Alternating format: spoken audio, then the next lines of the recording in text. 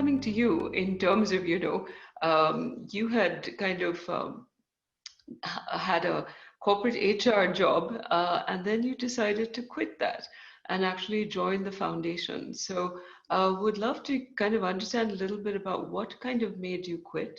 Now that you're doing an MBA with the Cass Business School, do you see post, the course at the business school? Do you think you're going to look at a career which has a little bit of a lens on the social sector?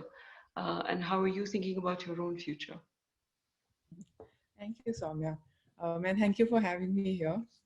I think, like I said, my training is in psychology and in HR. So, when I started working, when I was first setting out my career, I thought this is what I want to do for the rest of my life. I was fairly set in my plans. But then, we exited our family business and we started discussing as a family what we want to do with the capital. And that's when I realized as we started having these discussions, and we do everything very democratically in our family. So we decided that we aren't doing anything unless all three of us have equal buy-in, because it is our shared cause. So when we started having these discussions as a family, they started getting me more and more interested, and I felt that spark lighting in my brain, where I started getting a little dissatisfied with working in a job that doesn't have, any purpose or meaning beyond what the role is. And I realized that I want to do something and I want to work on something that is larger than me. And I wanted to work on a cause where, I'm one person. I take little actions, they make little ripples. But those collective ripples of, what we do, what our team does, what the community we're working with does, those collective ripples can, together really make a change. And so that's what really interested me and got me excited. So when we started having these discussions, I started thinking about how I would like to do this full time and not just, be there as an investor in the family office, for example, or, be there as a director. And I started thinking about my skill sets and my goals in life and how do those integrate with what we wanted to do in Raintree at that point. And then at one point, I realized that, all my attention and, all my energies are being devoted towards Raintree because that was exciting me so much. So I decided to take the leap and quit my job and do Raintree full time. And I think it's been really exciting for me. It's been a great journey because I've learned a lot. Because I was there from day one, just setting things up hands on was tremendous learning for me.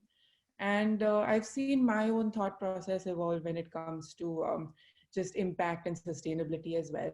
And that's something that I'm still interested in today. So as we started talking about impact investing, as we started putting up, pro ESG lens on our commercial private equity activities that we do, the more we started moving towards impact and sustainability in all our activities, the more excited I started getting, the more passion I started feeling for my work.